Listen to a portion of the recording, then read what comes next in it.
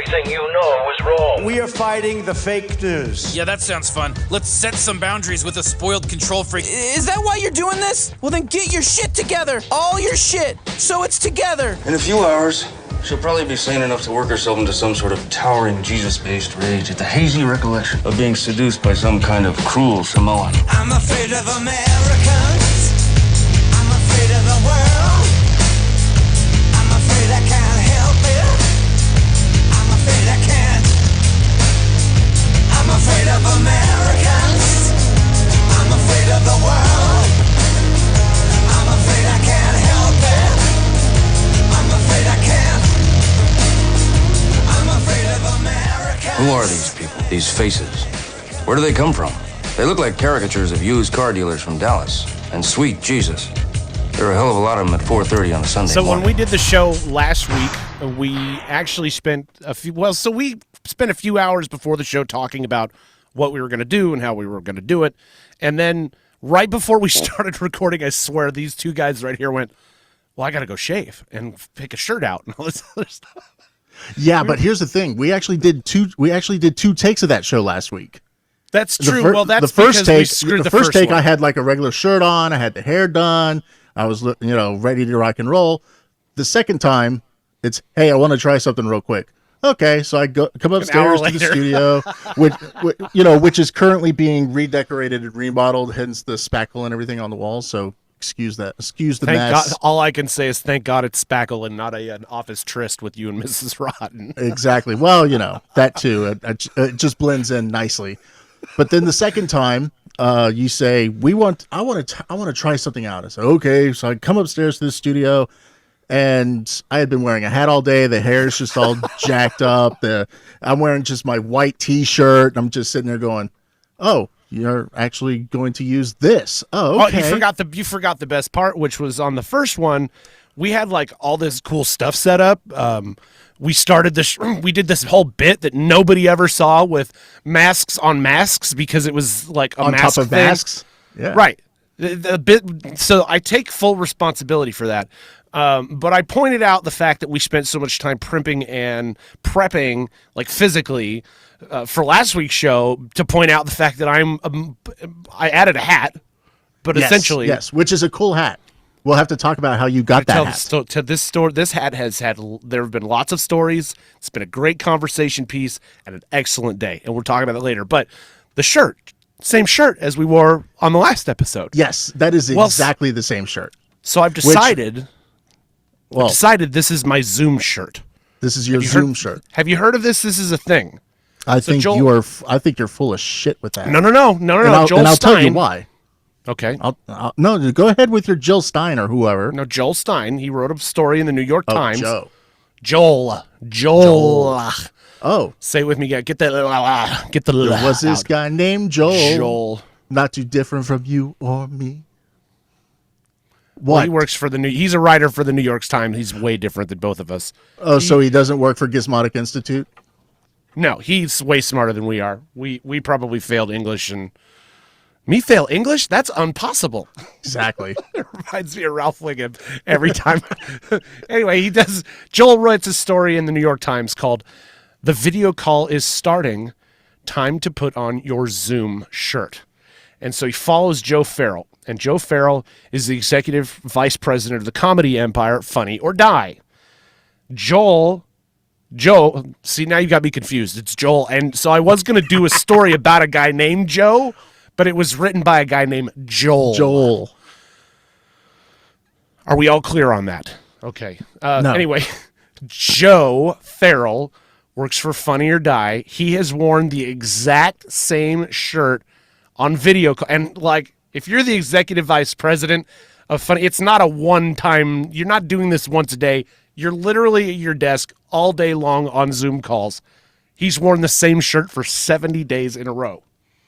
He expected that somebody was going to say something. Tell me he has washed it throughout that time. It doesn't say. Because that would be one funky-ass shirt at this point. Joel Stein of the New York Times, You see, you may have that fancy degree and be smarter than the dudes from Dallas, but we ask poignant questions. Exactly. These are the things people have to know about this You story. wouldn't have left that out of the story. 70 consecutive days, and he expected somebody to say something. He's 50 entertainment industry execs he Zooms with week after week.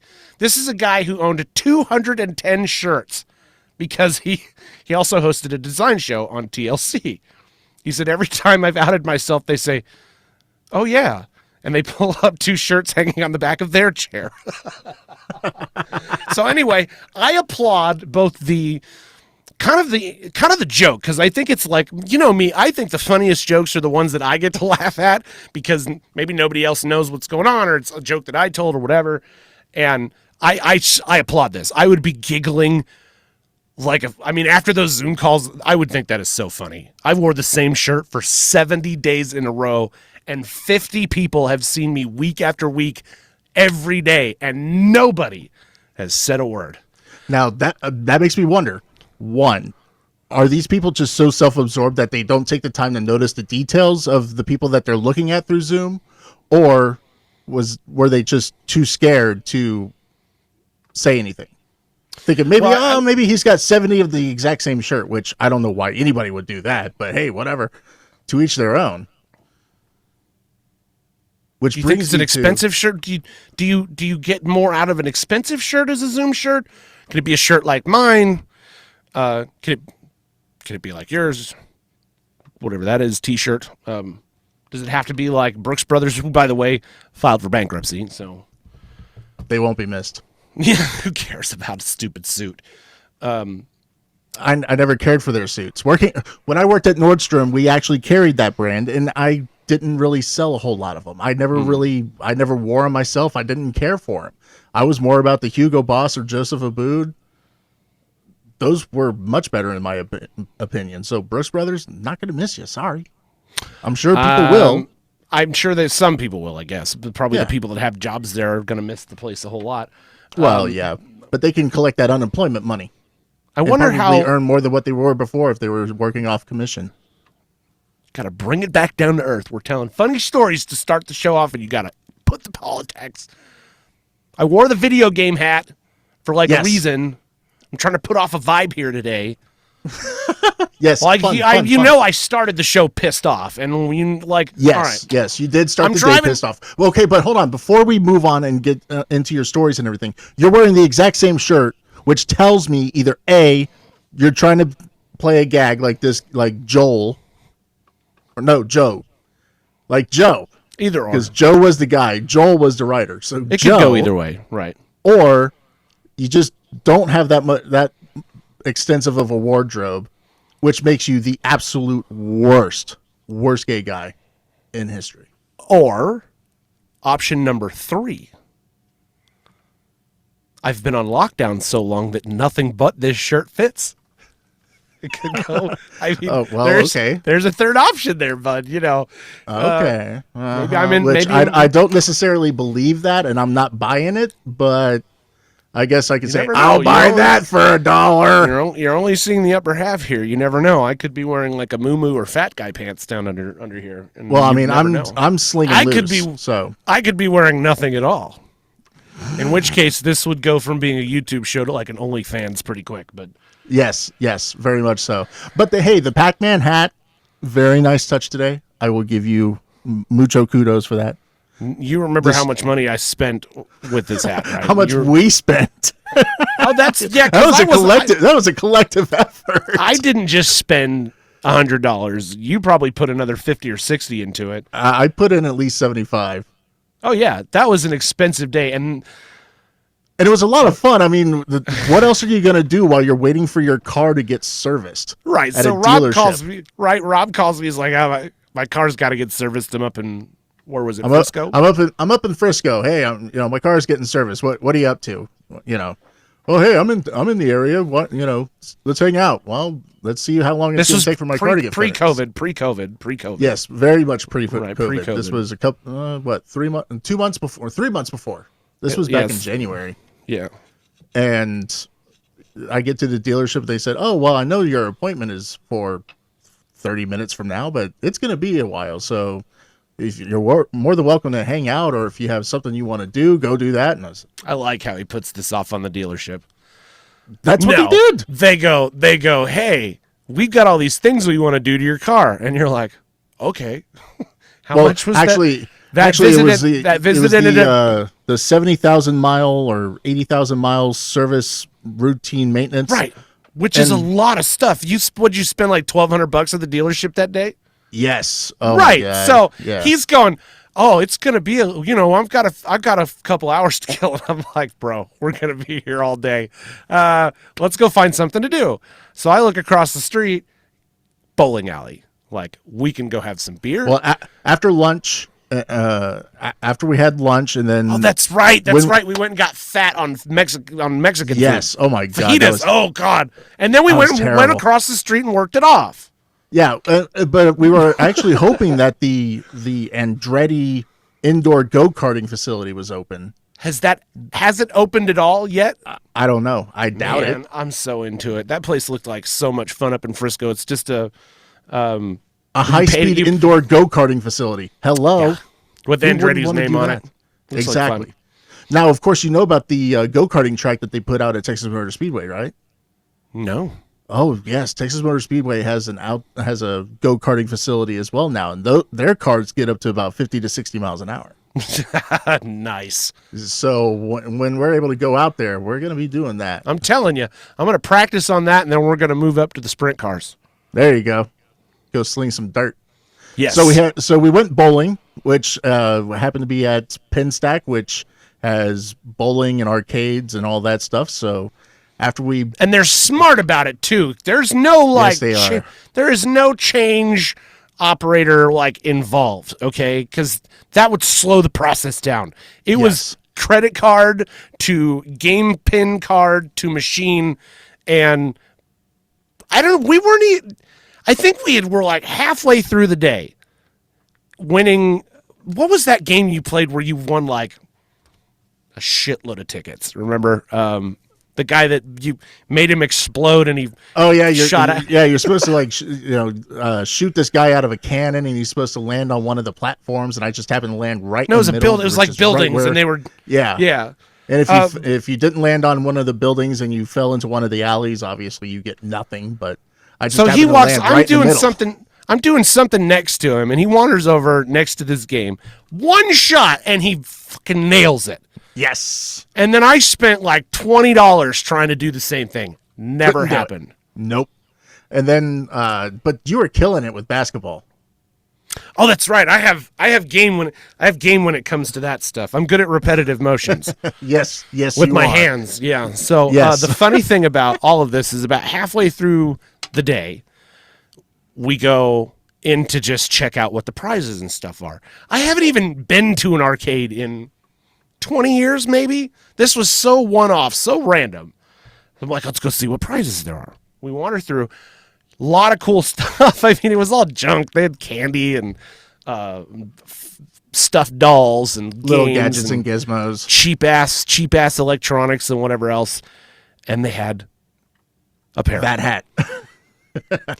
And we realized we were like they had a thing where you'd walk in the door, scan your card, and it would tell you how many. That's how cool this is. The game awards your points back onto the card that you used to spend and load up with your money. Which is This kind of is- disappointing because honestly, I really yearn for the days where you have actual physical tickets in your hand Or a bag of tokens. or a bag of tokens. They still had that machine that you could put money, that like sweeps them off the edge. They still had one of those. Yeah, but it's still not the same. I'm not disagreeing with you. We walk into the GameStop place where you get all your prizes and you scan your card, and we're sitting there going, oh man, I don't have enough points. Do you have enough? I don't have enough points either.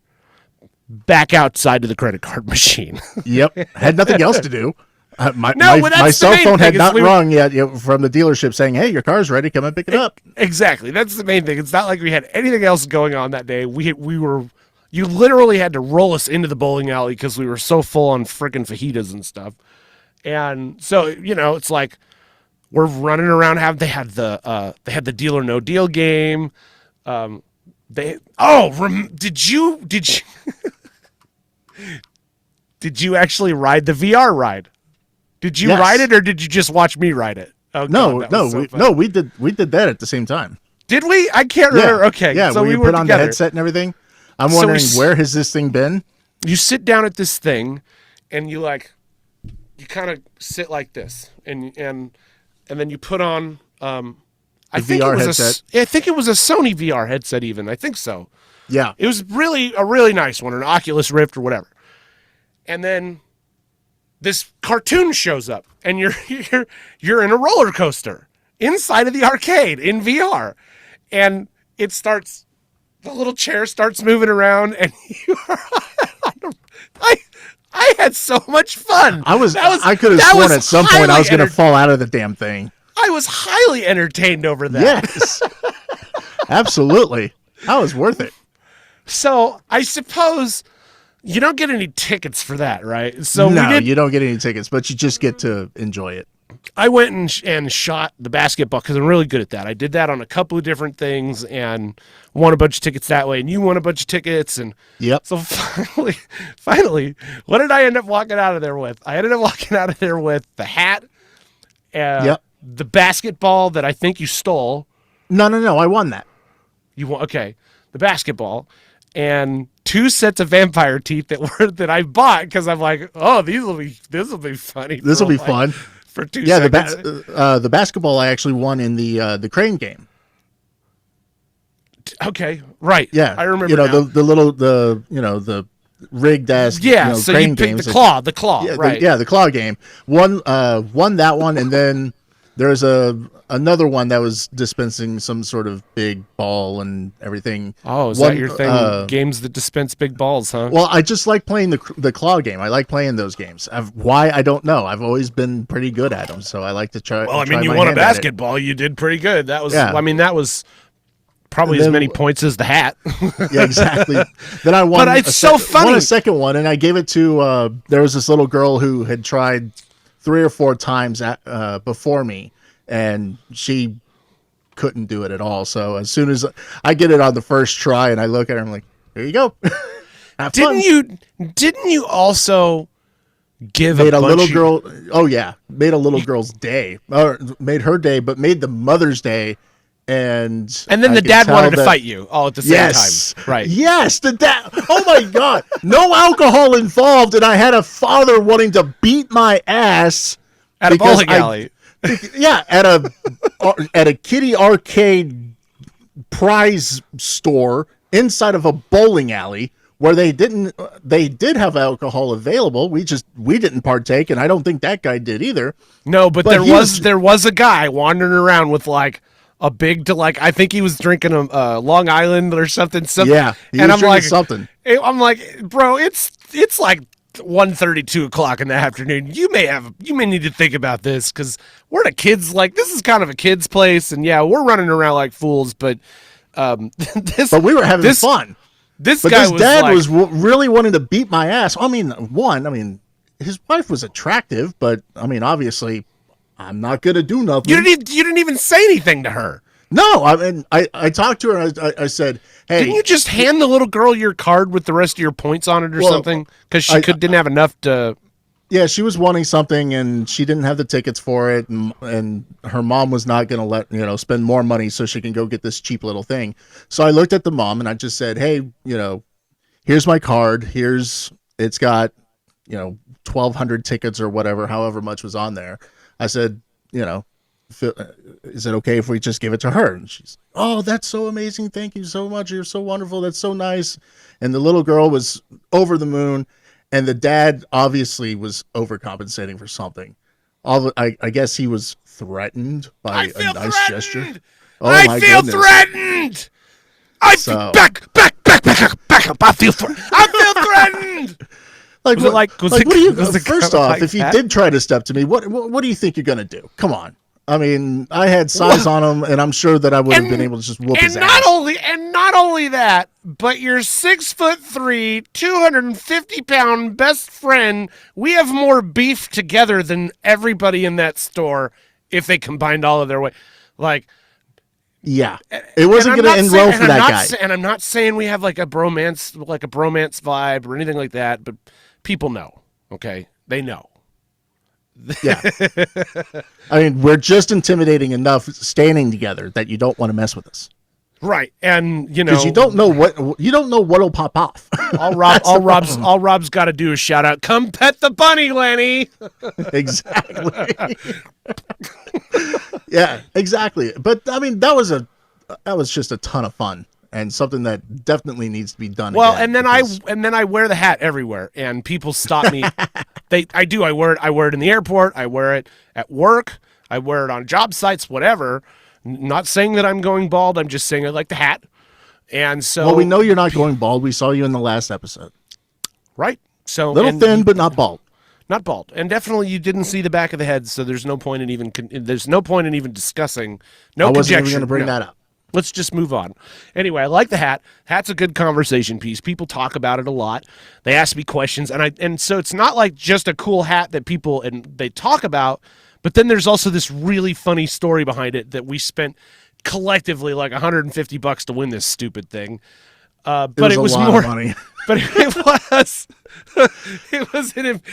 which was fine. It was a worthy investment. It was great. It was a fun time. Killed a lot of time. But then when I got back to the dealership and they tell me, $1,256. Do you take a group? I'm going to be working the street corner later tonight. Do you have like a Groupon that we can something like that, right? Nah. It's funny, right? It's funny how things have changed just in the last few months because we were at this mass gathering, an arcade in January. Everything was fine. Fast forward, now it's July. State Fair Texas is shut down. There's first time since World War II. Think about that. And did they ever hang on though? But here's the thing. I think that's also conspiracy theory because we know for a fact that the voice of Big Tex died last year. No, he was the former voice of Big Tex. He got fired a few years ago. Was that? I thought it was the current voice that died. No, you're thinking Bill Bragg. He was the voice before the guy that voices it now. He actually got fired because he was handing out business cards and he was on social media and he was making appearances as Big Tex or the voice of Big Tex. You're not supposed to advertise that. You're right, just because the fair owns that. The fair owns all. So he was using it as his claim to fame, and the State Fair got wind of it and said, "Bye bye." Okay, so it wasn't the current. It wasn't the current voice. No, it was something with Big Tex happened last year. Yes, Bill Bragg died. Okay, I don't think that's what I'm thinking of, but okay. Now I have to look this up. Yeah, because what I was thinking, where I was headed with this. Okay, okay. You are correct. I stand corrected. It was the current voice, Robert Boykin, at 73. Right. So the voice of Big Tex died. I think that's why there's no fair. You can't have a fair without Big Tex. Not true. And can't. You could find another voice. That's what they did after Bill Bragg was fired, who also passed away in 2019. But so I was not too far off there. That's a tough decision. There's a lot of politics involved, and I can see that how the board might have just punted that decision down the road. And I think Clay Jenkins. I think Clay Jenkins canceled the State Fair of Texas. All right, I'll be back in. You just let me know. No. Minutes. That's all I had. That's all I had to say about it. I think Clay Jenkins did it. Okay. Are you sure? Yes. Can I come back? Are we done with our Clay Jenkins rant for this show? Yes, we're done with the Clay Jenkins rant for this show. God.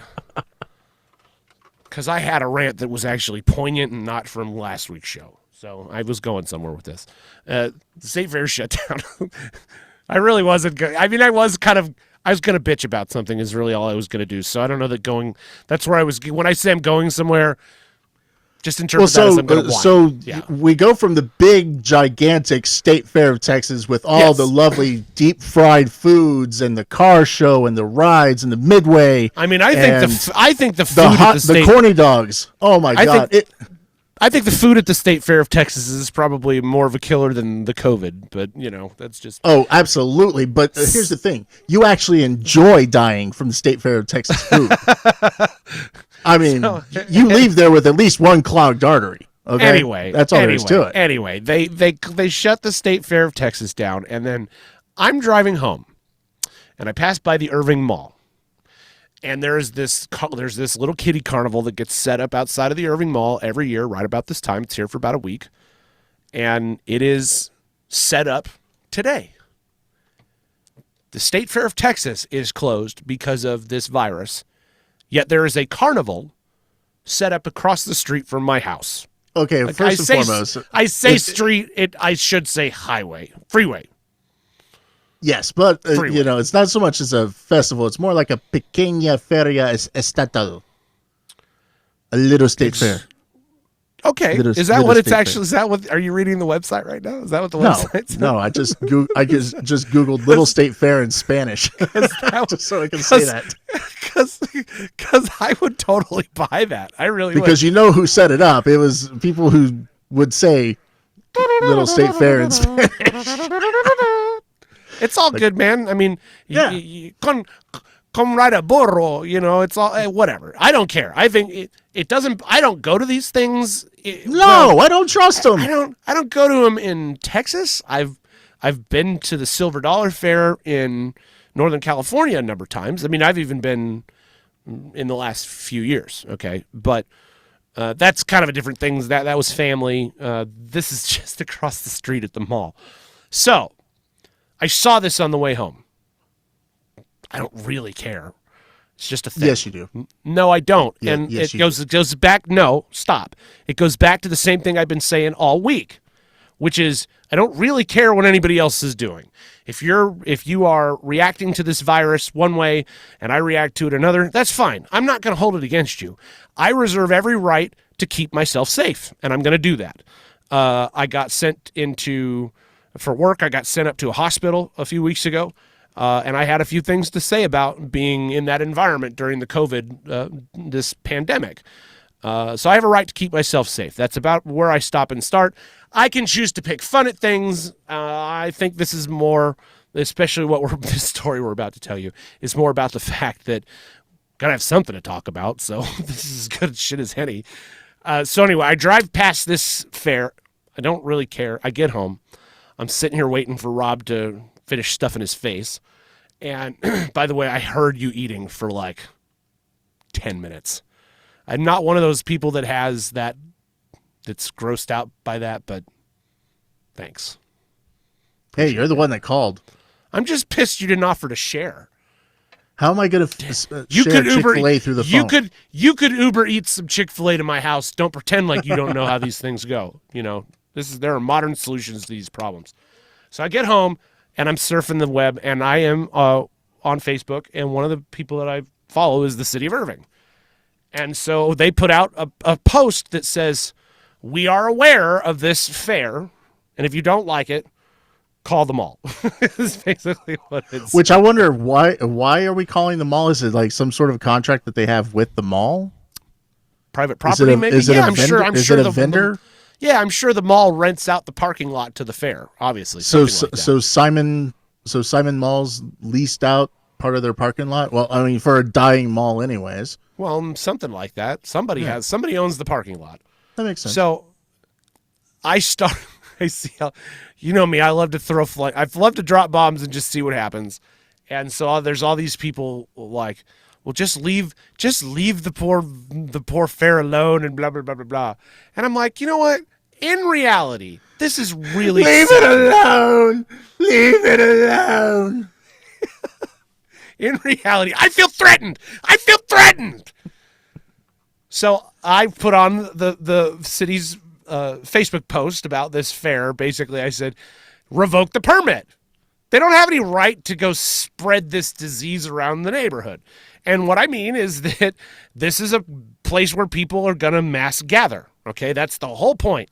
And then they go and they leave this fair and they go to the 7-Eleven across the highway, which is my house. It's where I get my gas from.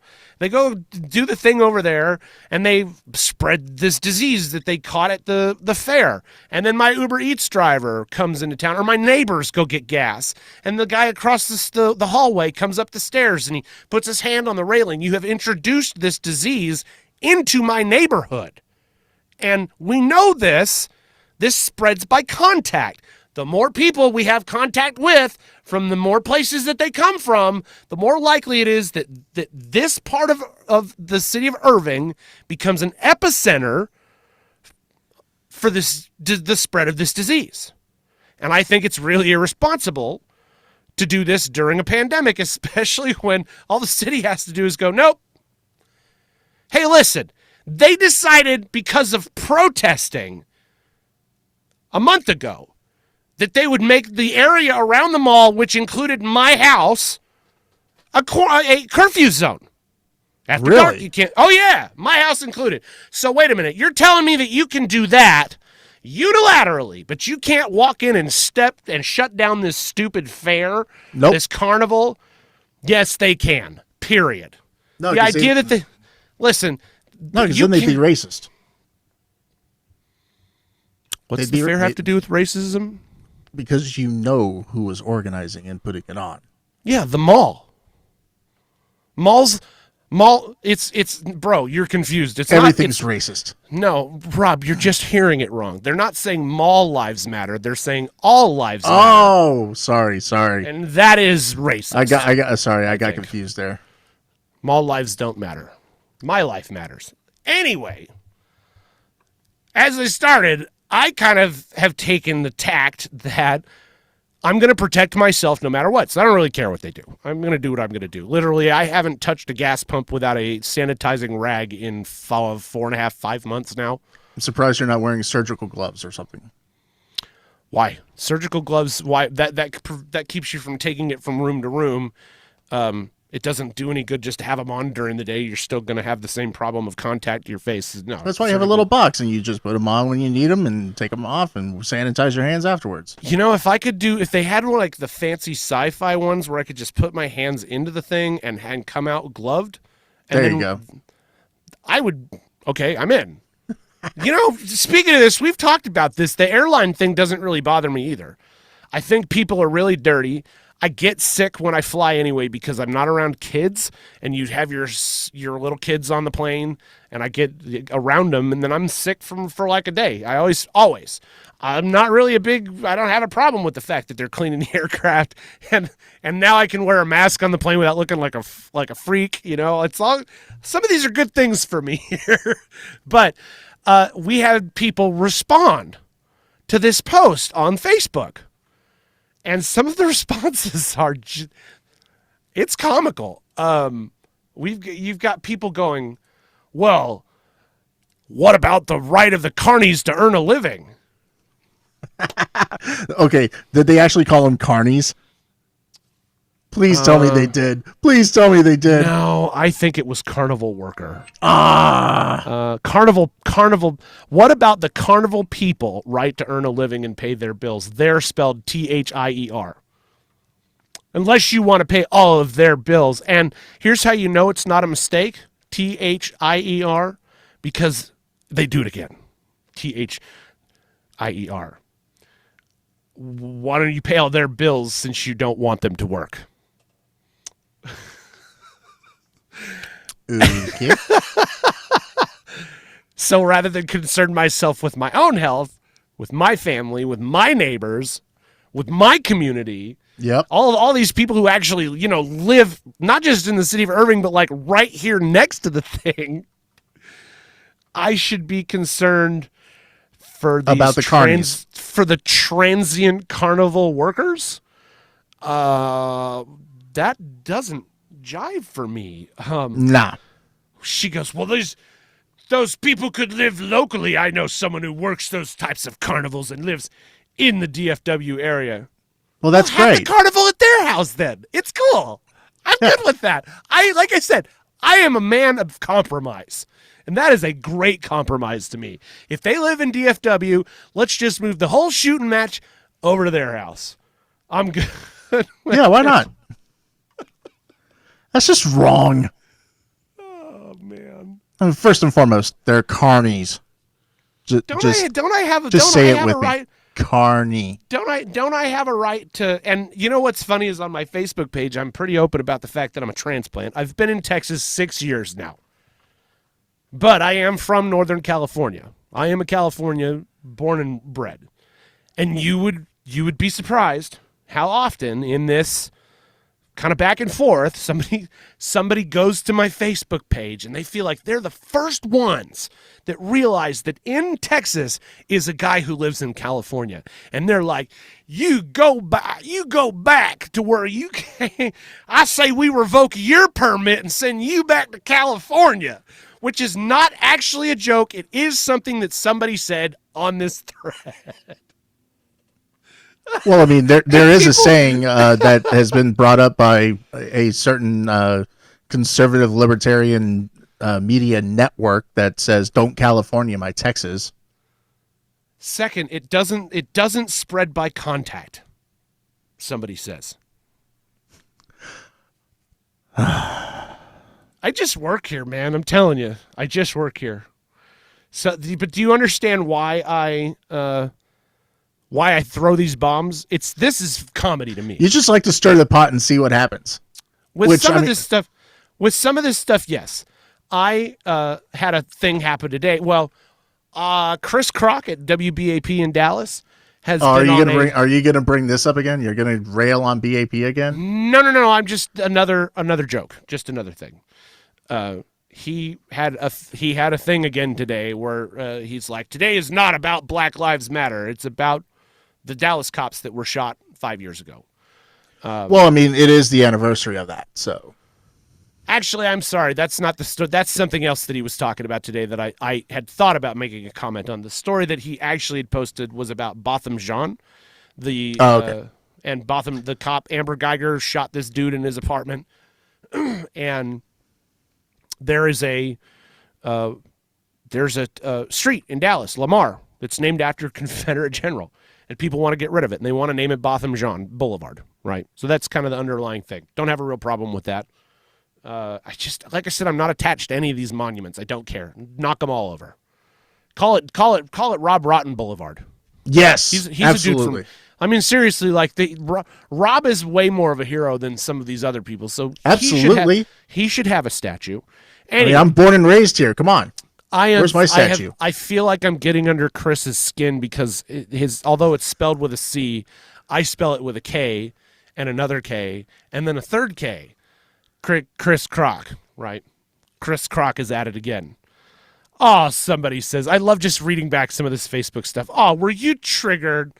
Haul your behind back to California, please. Haven't heard that one in a while. It's pretty good. California.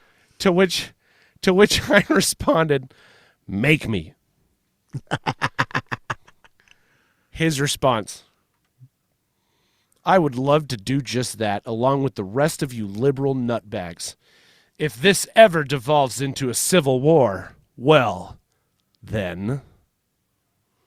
It's extremely menacing. Well, then what? Oh, well, no, the idea is that, well, then I'm going to get killed by this guy. That's what happens in a civil war in his mind. Well, but here's the thing about all of it, Rob. You got to understand, I live for some of these exchanges because... Yes, you do.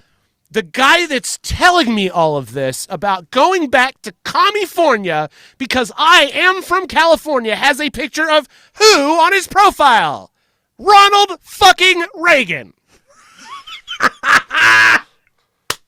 You can't make that shit up. Because irony knows no bounds at all. No, it does not. And so, listen, I had a thing happen, and I'm going to get personal for a minute. I didn't think I was going to do this, but I'm going to do it anyway. And I hope people that know me and my friend Thomas, I don't know what to say about any of this except that I had somebody die in my life, and we used to be really close. And I think that some of these Facebook things grew between us over the last few years. It's really hard to maintain a relationship across 2,000 miles. And it really makes me stop and think about some of these things, right? Because I feel like some people they're offended. They really are. They don't agree with me. And not only that, but we take it another step with some people, where not only do they not agree with you, but you are the enemy. And that's what this guy on the WBAP post was saying. I am his enemy. He hopes to be able to someday eliminate his enemy, which is me, because we have a disagreement over politics.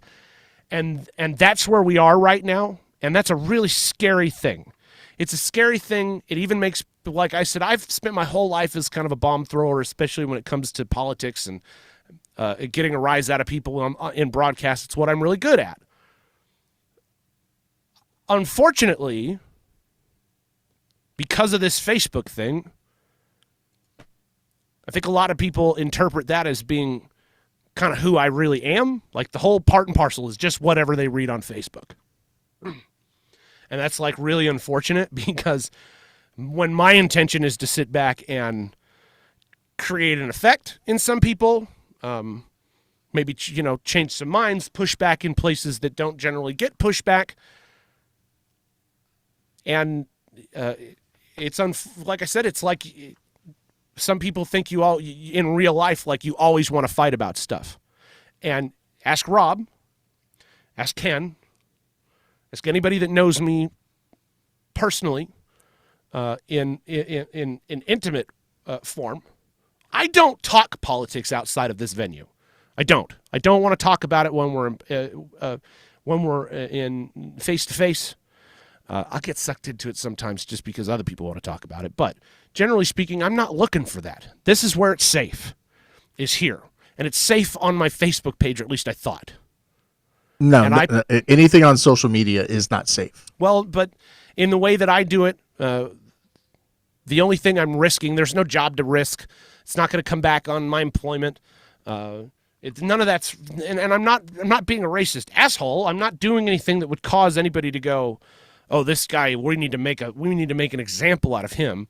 Like did you see the guy in Florida that was wearing that red 1776 shirt, right since 70 whatever, and that old lady at the Costco asks him to put his mask on, and he loses his mind. He starts to ball his fists up. I feel threatened.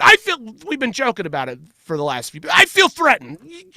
Like nutted up, ready to throw down on this chick, and you can see they do a freeze frame where you see his T-shirt bunched up, and he's definitely wearing a gun.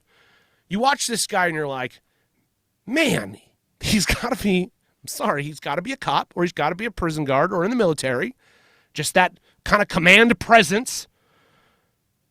No, he's an overcompensating asshole. Well, yeah, and he's an insurance agent. Or, excuse me, he was an insurance agent. He's not anymore. He's been fired. You know, the part I love about that story is he was the #1 producer at that insurance agency, and the agent's like, done. See ya. This is not good business. So you're not going to catch me doing that. It's not that kind of thing. It's more about throwing kind of calculated shots at you to get you to throw your hands up in a way that I want to see you through. I'm making a point. And and unfortunately, I think it affected my relationship with somebody who was really important to me, and we lost. And I don't choose my friends based on politics or religion, based on the differences in those things. I'm very Jeffersonian in that way. I have a lot of friends. My friends pool is really diverse. I have friends that are Persian. I have friends that are black, white, gay, straight, male, female, young, old. I'm friends with teachers that I've had. I've got a really some of them. Actually, the teachers that I'm friends with are both like hardcore hippies, so none of them. Well, no, and then there was the one that was accused of basically being handsy-grabby, and he was a gym teacher, and I don't like the guy. And when he was accused of all of this stuff, like, he was such a bastard to all these. I'm still friends with him, too. So. Explain that one. he probably loves to antagonize me as much as I love to antagonize him. And that's okay. If you feel attacked or offended by the things that get discussed on this show, or by extension, the things that we discuss on our social media, that's okay. It really is. You're allowed to be offended. Guess what? We're offended by some of that stuff too. I'm just as offended by some of these things as you are. Yeah, I laugh off some of the things we've talked about on the Facebook page today. The death threats, the kind of the morons. You just laugh it off. Some people don't. They get really offended. I happen to have a much, I think, more developed sense of dark humor, so I think it's pretty funny most of the time. But some people don't, and they need to block, and they need to run. And you need to understand that if that's your way of dealing with these things, that's on you. And that's okay. There are people on my Facebook page that I have felt the need to block and run away from. That's okay. But that is my decision. I did that. Nobody did it to me. It's not exactly the healthiest thing. You don't learn anything that way. You're not going to grow. You're not going to evolve. But, if you need to live your life that way, then go in peace. And I'm not going to begrudge you that, because I make those same mistakes too with people that I care about. For instance, my aunts, both of my dad's sisters, we are not friends on Facebook. We have all blocked each other. My mom and dad, blocked. So when I come at you and talk about this stuff, I'm coming from a genuine place. Blocked. I've blocked them. I can't deal with it. But what ends up happening, if that's the way you deal with everything that's uncomfortable in your life, is that you end up standing in one place and you never grow. And if that's how you need to live your life, then I love you. I do. I'm not mad at anybody here. I'm really confused by a lot of the behavior that I see. Really confused. I'm confused as to why people are so, like the guy at the mall. I mean, at the Costco. What are you so upset about that the only thing I can think in any sort of justification for that behavior is that it's a fear-based response. I am trying to come at the COVID disaster from kind of a best outlook. I'm looking at it from the best way I can look at it. And I try to do that a lot. I've got a lot of reason not to look at things in a positive light, just like everybody else does. But I have faith in a couple of things. I have faith in the people around me, and I have faith in myself to take care of myself. Like I said, I'm going to go back to where we started. It's okay to be afraid. And protect yourself. It's okay. Fear, there's nothing to be ashamed of being afraid of any of this. But to go into a Costco armed with a gun and to lose your mind on an old lady who asks you to put on your mask is not healthy. I mean, my whole stance on the mask. We covered that last week. Kind of the same as mine. You're just I don't like them. I don't like wearing them. I don't want to wear them. The thing I'm really against is the government telling me I have to, because personal freedoms, big government, bad. And on top of it, there is nothing in the laws in the United States of America exactly that say that you have an absolute codified right in the United States. You have a right to be an asshole. You have a right to be stupid. You have a right to be scared. You have rights to all of those things. And so we don't all respond to this stuff the same way. No, we really don't. I mean, so what I was getting to was I don't want the government telling me I have to wear them, but here in Dallas County or Kaufman County, out here in the boonies, here in the state of Texas. Even the local Walmart has a sign out, a big old banner that says face coverings are required to enter. Now, of course, they're not going to turn you away because they want your money one way or another. But other shops that I've been to in the last few couple of weeks since these new mask orders have come to light, a lot of them and all of them are saying, some of them are saying, please wear a mask. They're not saying you have to, but they're saying, please wear it. Then you have some that are saying, in order to enter, you must be wearing a mask. Okay, you are a private entity. You are a business. You are telling me that if I want to go there, I have to wear it. I will honor your request because I want your goods and services. You want me to spend my money there, obviously.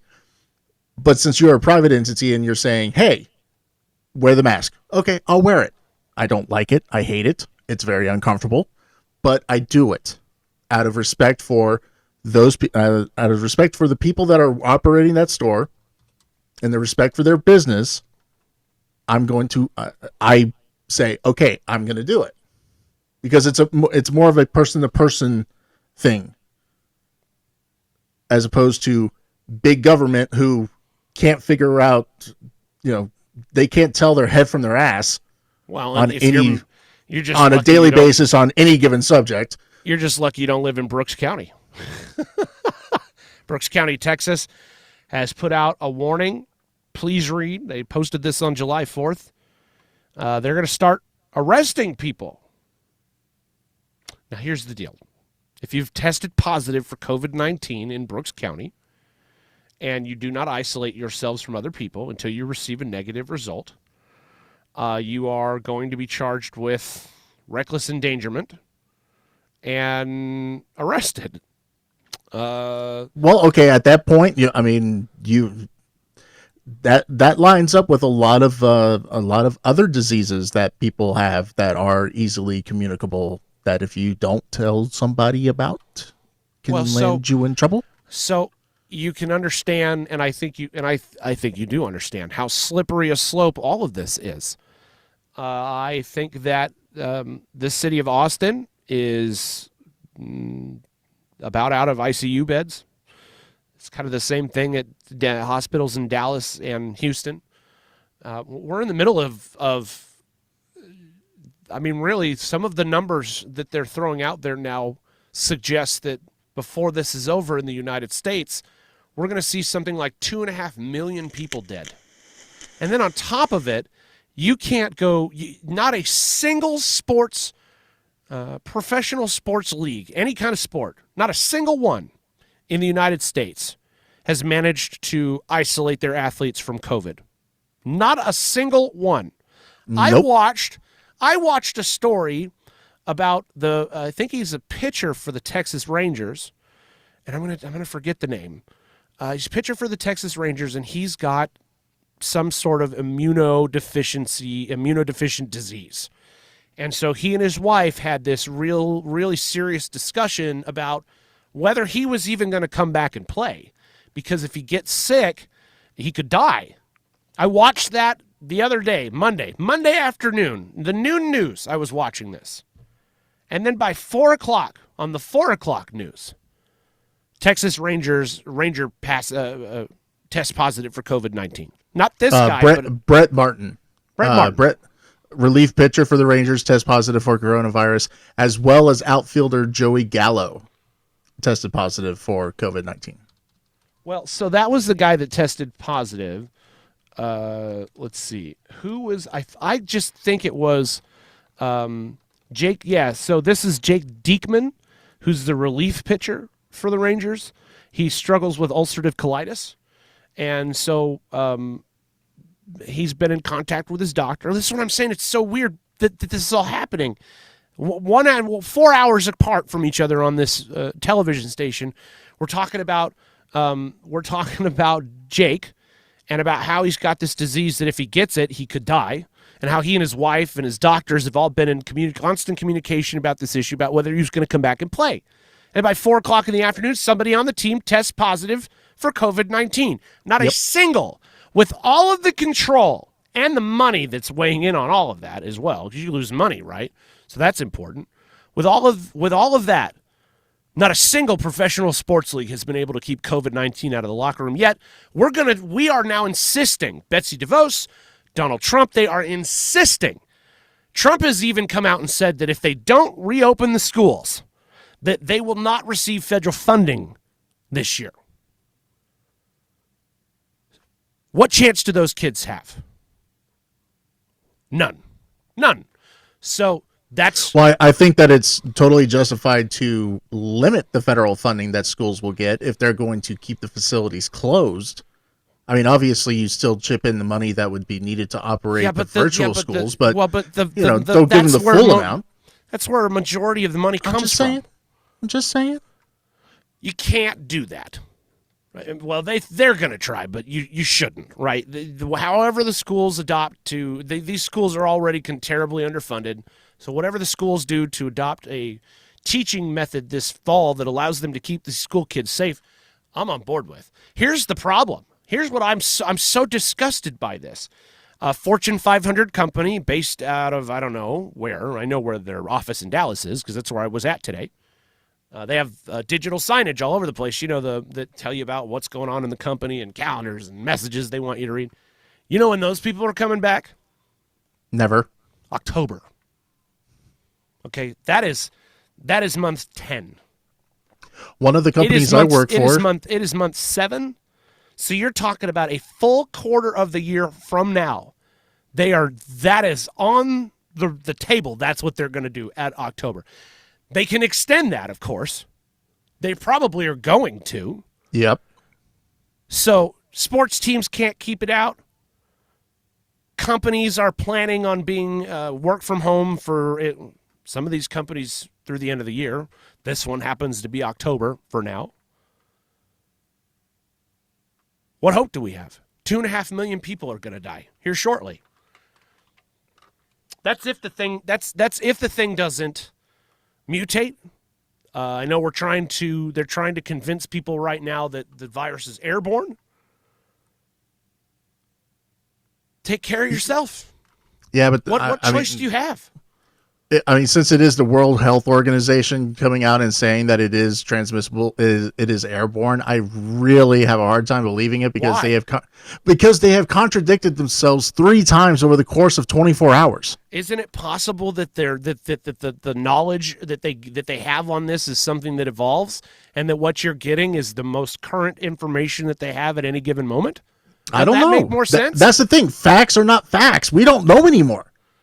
No. Well, when it comes to this particular situation, I don't know what to believe, who to believe, or how to believe it, because everything has been changing so much, so fast, so rapidly, and everybody has they all have their own different little points and their own little axes to grind, and the World Health Organization. And I am so troubled by. I don't know what they're doing. I'm so troubled by that. That's exactly what all these people were saying about the fair and all this other stuff is that, it's just a big conspiracy and wear your gloves. And why is that okay? Why is that okay? Why is that your answer? That you just don't know? Is it because you don't want to know? Is it because you're trying to justify that you're uncomfortable? I don't understand what there is to lose by going, this is serious. People are dying. A lot of people are dying. Do you know that in the United States, yesterday, the United States had as many COVID cases as all of Eastern Asia? Collectively. That includes China. Well, China had a very effective way of dealing with it. They rounded everybody up, put them in the same building, and blew it up. Well, don't get sick in China is all I got to tell you. You drag me completely off of being mad at you. My point is, why are we not taking it serious? We've already paid such a fucking price to get where we are now. And we're already back to square one because people won't listen to this and take it seriously. And so people like me who just want to live through it, that's all I want. I just want to live through it. I got to be scared shitless going around in public. I got to go onto job sites in buildings that are empty and wear a mask all day because I am terrified of getting this disease. I do not want to die alone in a hospital bed by myself. And all I hear is, well, then if that's so understandable, why can't we take the next leap here and say, people are getting sick? And I know that some of these things are really uncomfortable, But I don't know how to make you or anybody else care about other people. I don't know how to do that. How are you going to get a single unified message here in the United States? I think that there is a. Let me ask you. That is the serious question. How are you going to get one unified message Oh, you in don't. the United States? You don't. That's the problem. That's why you're just going to have to keep wearing your mask and keep being scared shitless, because nobody is going to be on the same page. And that's a problem. That's the problem. That is the problem, right? Well, because we're not China, where you have the state media and you have the state, the state dictates everything. So this is the narrative that's going to go out to everybody. There are plenty of free nations around the world that are not dealing with the same thing that we're dealing with. And quite frankly, given our response to it, I kind of reject the idea that I'm free in America anyway. So that's where I'm at with some of this. I'm a fucking slave. I am. Whoa. No. I am a slave to the government. I'm a slave to the economy. I am fully owned by the powers that are in this country. And so are you. And so is everybody else. And I have to go. I'm literally, do you know what Mitch McConnell's doing right now? So instead of extending unemployment, instead of even discussing it, these cowards went on vacation for 2 weeks. So that's where they're at right now. And Mitch is coming back, and they're gonna work on some aid. They think about another $1 trillion. That's cool. Only problem is, for you to personally get any money, got to make less than $40,000 a year. It's only going to help the poor, which is the first time in Mitch McConnell's entire career he's ever suggested helping just the poor. So you know that this is just a scam. Yeah, of course. You know what? You know what? Everything that Congress does is a scam. Come on. You know what they really want to do? What they really want to do is pass a law that limits your ability as an individual to sue. That's what they want to do. And here's how that works. Your company sends you somewhere dangerous, or they're going to. And you do what some of us do, and you say, I don't want to do that. In fact, I'm not going to do that. I won't put myself at risk. You can't make me do that. And then they fire you. You can't sue them now. Or say you do go, and you get sick, and you die. Your family can't sue. You can't sue. That's their priority this round. They don't give a rat's ass about you, about me. None of these politicians do. It's not on one side. It's all over. And It used to be, at the very least, we could somewhat count on each other. And we can't do that anymore either. No, you can't. Count on nobody but yourself. And then on top of it, you run the risk of running into one of these guys like in the Costco. Now, he's nutted up coming after an old lady. What do you do if he comes after me? Well, I'm not going to stand there and let, you get in my face, and I will defend myself. I'm not a helpless old lady. Well, we see in the video the dude's got a gun. What's next? So I am to the point where the only thing that I have to count on is me. And, friends and family, but that's an extension of me, of you. Your family is an extension of you. Because I don't see this ending well anymore. I think that in reality, we are knocking on the door of a civil war. I think you go on Facebook and have arguments with people about politics. I didn't even have an argument with this guy. I was actually you just threw something out there. I was calling somebody else a name. I'm actually making fun of his name in a way. I mean, it's not really funny to brand somebody. You knew what you were doing. I did. No, I did it on purpose, obviously. But the point is, I wasn't even talking to this other guy. And he threatens to start the Civil War on me so that he can come and take care of my Californian ass, or whatever he was saying. That's where we are. And it is scary. It is scary to me. And so all of this was a joke until my friend died. And then somebody that I really cared a lot about, who a decade ago I would have told you is my best friend. He and I have this problem. And I don't even know what it was. There were no words between us. There was a hug the last time I saw him and then a block button. That was my experience with this. So if that could happen to me and to my family and to people that I love and care about, that we can have this kind of divide, because you don't hit the block button to say, I need a break. You can unfollow, you can sleep, there's all sorts of stuff. Mute. You can just unfriend. To go the full route of like blocking somebody, yeah, that's something. That's the 12th step in a 12-step process. Thank you. Right. Because you really have a ton of options before you get to that ultimate block button. I mean, I will mute people. I will unfollow people so they don't pop up so high in my newsfeed. I'll actually have to work to get to whatever they're saying. Right. I can't name anybody I've done that to. In fact, I don't think I have, because I am not that active on the Facebook. I think I've blocked one person on Twitter just because they're a complete moron, and I couldn't spare the brain cells anymore. I have definitely blocked people that I disagree with, but it was because of the way we went about disagreeing with each other. It stopped being about even discussing the facts and more about just one-upping each other on the name calling. And that respectful discourse is fine. Disrespectful discourse is not that great. It doesn't even necessarily have to be respectful. Respect is not required in these conversations. I think a sense of civility in a certain, and not just in what. Well, that's what I mean by respect, is being civil. You have your point, I have mine. We agree to disagree. Calculated. It's not even just in. It's not even just in what you receive, it's in how it makes you react.